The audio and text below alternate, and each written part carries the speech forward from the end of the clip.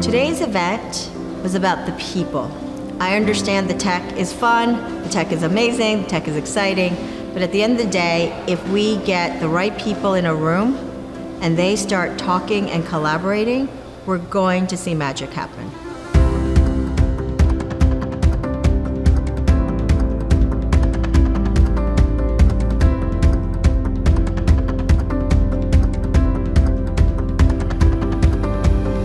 The United States has always been a global leader on financial services, and this is an area that needs the United States to lead globally once again.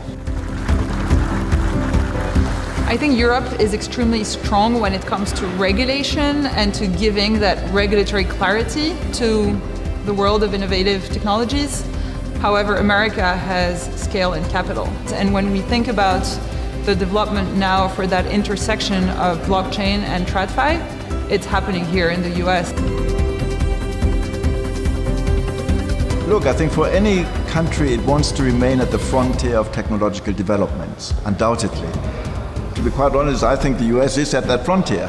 I think this is about innovation, and only if you can continue to innovate, you will ensure prosperity can be preserved. So from a policy direction, it's absolutely the right policy.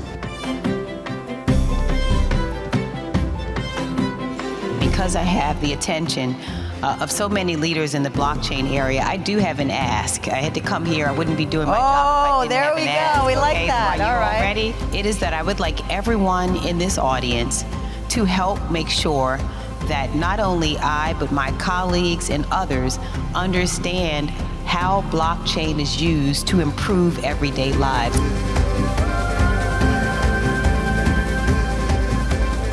The big innovation coming at us is agents, is AI-enabled agents. That in the near future, your consumer-facing company is not going to be dealing with a customer directly, but with their AI agent. And what that means is it's going to squeeze the profit margins out of almost every business you can name. I think the most important innovation in technology today is AI and where AI is going. I think it's very, very exciting. And then I think some of it is we have to be very cautious about, but I think the possibilities are endless.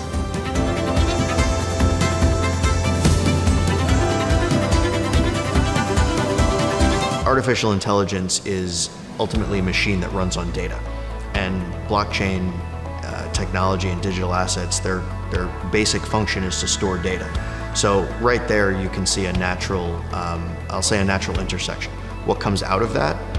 A lot of that will depend on the way that user interfaces are developed.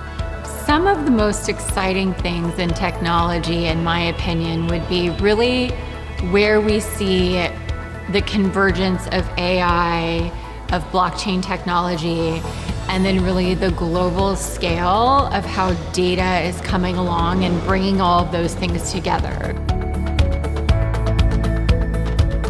I'm here at GBBC in part because of some work I did with Dr. Stuart Haber more than 20 years ago to lay the foundations for blockchain. Scott and I met as young researchers and decided to tackle the question of how to ensure the integrity of digital records. After some hard work, we came up with a decent solution to that problem. Today, Dr. Haber and I have turned our attention from immutable records to unforgeable identities. With the rise of AI, that's become a very prominent issue. How do you know that you're talking to who you think you're talking to? To me, what's so exciting is we've been able to apply many of the same principles we used in fortifying blockchains now to a different issue of unforgeable identities. I don't even think we know yet how much this technology is going to be used. It's going to revolutionize the financial industry, but it's also going to revolutionize our day-to-day life. I think that technology is a nonpartisan issue, and I think it makes sense from an economic perspective to think about jobs and think about more competitive companies. Because if you think about blockchain, it can offer decreased costs in the back office, which is huge. We can have things faster, cheaper, and more secure.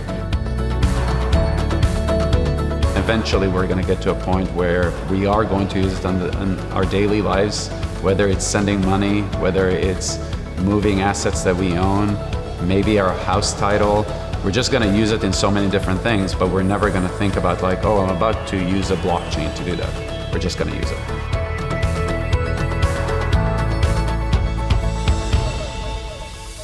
I think where we're going to see the biggest impact from blockchain is actually going to be increasingly in the world of supply chain. Blockchain is this incredibly powerful tool for extremely accurate, reliable data traceability and provenance on chain. And gets you much more continuity of information between entities and organizations than you're going to get from any traditional system. The digital infrastructure is going to be the future, and most of the things we see today across industry, not just finance and capital markets, are actually going to be digitized or digitalized over a period of time. I'm quite excited about the role of the United States in leading this dialogue. What we are looking today is building trust in political, economical, digital landscape. Within the United States, we have this potential. We have the top-notch crypto builders, protocol builders, venture capitals, and the interest from institutional players in this scene. And absolutely, I'm excited to see that this is very reachable for United States to be the top leader in Web3. Global Blockchain Business Council is just a phenomenal force. I used to work with Sandra many moons ago. She identified early on such a need for global standards. You know, the only way this industry will get to what it needs to be is through the deployment of global standards. We don't have governance over those innovations, so we can't use them, and we can't use them because we don't have governance. So there needs to be a convening body that's like, once we follow these principles, we can all be sure that we can like use that technology safely, and that's where I see GBBC as a huge value to the industry overall. In a city, particularly Washington, D.C., where media says that there's only strife, there's only conflict, we actually heard one common theme throughout: collaboration, collegial interaction, finding common ground. This is from Congress people, this is from the Hill, this is from regulators, this is from all sorts of public sector. That to me was actually really heartening to hear that on digital assets and blockchain, this is where people find common ground.